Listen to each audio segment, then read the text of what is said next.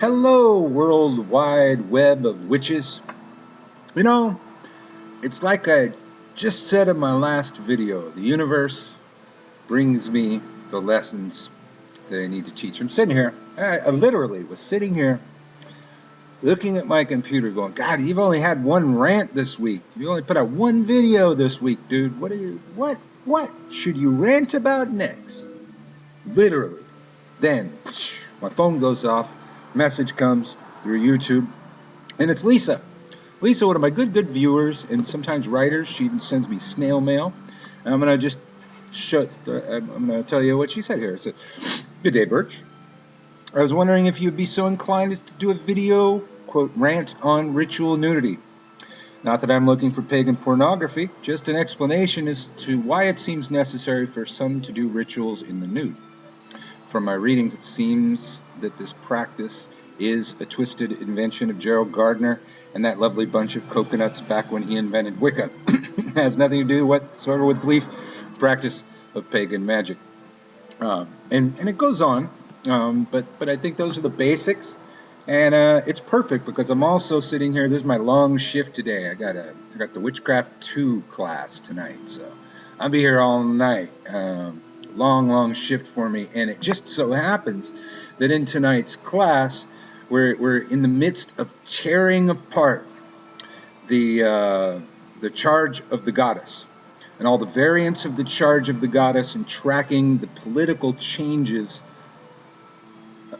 on the charge of the goddess as time goes on. If you don't know what the charge of the goddess is, Google it and you're going to come up with a bunch of things. The most important text in all of Wicca, in all of witchcraft. Everybody seems to know it. Everybody seems to use it. You will hear the words, when you have need of anything, once in the month, and best it be when the moon is full. Classic lines that you'll hear in many people's rituals, and none of them give credit to the source, and most of them do not acknowledge the source. Aradia, Aradia, however you want to say her name, that is also debatable. That is the source of the charge of the goddess, the oldest version of it we have. Charles Leland wrote his book, Aradia, Gospel of the Witches, and I'm checking here. First published in 1890, the oldest craft book we have. Leland's most unscholarly book. He basically paid an unscrupulous witch to steal some secrets from her coven so he could publish them, to steal pieces of their most sacred book. There are a lot of problems with this book. If you want to read Aradia, Gospel of the Witches, it takes a great amount of sifting through bullshit, sifting through Christian stuff added in, all kinds of stuff. So you really need to read between the lines. But in actuality, what I found in this book is a manifestation of the goddess that is both light and dark at the same time. I think a very accurate manifestation of the goddess, the way I would expect the goddess to manifest, light and dark at the same time. And the original text from this is where we get the charge of the goddess, and the lines of the charge of the goddess are changed depending on which political faction grabs a hold of the lines. Now, I want to go right there right away because, first of all, no, it wasn't a twisted invention of Gardner.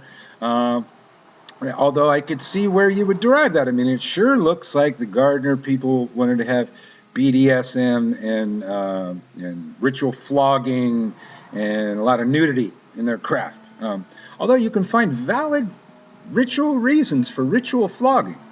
There are some actual valid reasons. We don't know what their reasons were. So now I've gone already 4 minutes just into the intro, but let me read directly from the original text, 1890, where everybody got the lines.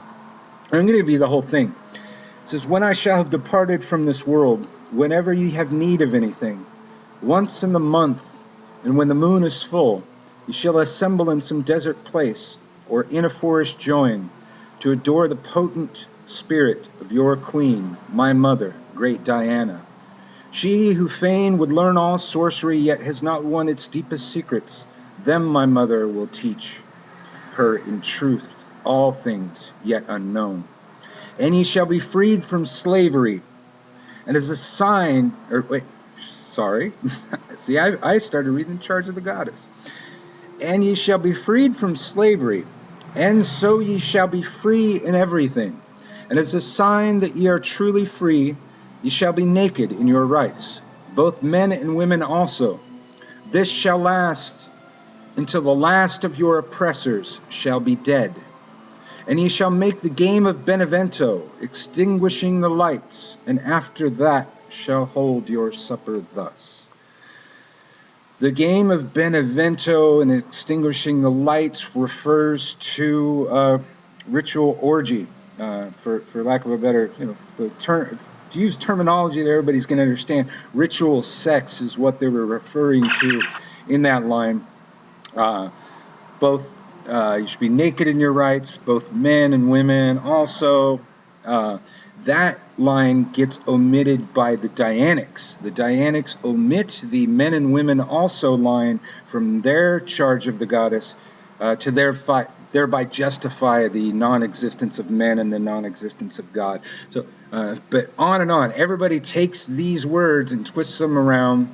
First we get, I believe, the charge of the goddess that we typically see comes from Doreen Valiente, and then on it trickles down, and people change it and twist it and tear it apart, depending on what they have to say.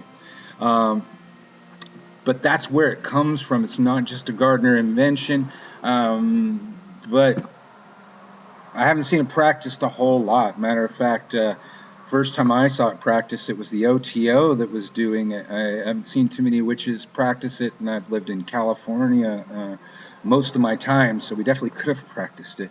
I practice it sometimes, by myself, but usually not with covens. I tend to do a lot of public work. So it's a preference thing, and it's actually not often done. Robes are more preferred, though often people are naked under their robes. But clearly here it says it's a sign that you should be free from slavery. And are we? I'm sorry, we're not. The last of our oppressors is not dead. I guess so that practice goes on until the last of our oppressors is dead. So our last of our oppressors is not dead, so maybe we should be naked. I don't know. But I don't think everybody in Italy practiced naked all year long. A lot to that. And all that, 7 minutes. Got somebody coming in. Be right back. Yes, I remember what I was going to say. So in actuality, the idea that Leland's borrowing here, he actually uses again in this book. In Gospel of the Witches, he tells the story of Dis and then her dissension through the 9 gates to the underworld around Samhain, where she faces death, has to kneel before death's scourge.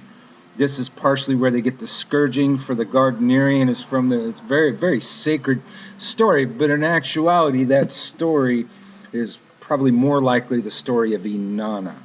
Inanna has the same thing. She has to pause at each gate. She has to give up her scepter, her crown, and eventually, by the time she gets there, she's nude, kneeling before death. And there's a lot in that text of what the nude is symbolic of. And the goddess herself has to kneel before death and be scourged until she can embrace him. Classic tale, though I have seen several goddesses superimposed upon that. I believe I've even seen Diana in the same story, but really it's Inanna's story, and they just attach other goddesses to that. So what I'm basically saying there is there's great historical reason for that. These people didn't just make it up. They even in their making up, they were digging up lots of stuff. And one thing I always like to bring up that nobody talks about enough, because the Gardnerians tend to be some of the most staunch traditionalists that there are. However, every story ever told of Gerald Gardner has to hit on this. After a lifetime of studying religio magic around the world, Gerald Gardner then settles down meets the New Forest witches, starts his journey of the craft. Now, question I have is in that, if a man traveled the entire world studying religio magic for his entire life, would he not have included all of the things in his bag of tricks that he picked up along the way? My point is this: Gardnerian craft, as Gardner taught it, was what we would call eclectic now. So drop the staunch traditionalism unless your staunch traditionalism is staunchly eclectic.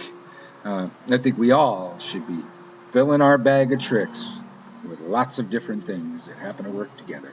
And I hope somewhere in that rant I hit on ritual nudity. I think I did. I think I hit the main points and then some.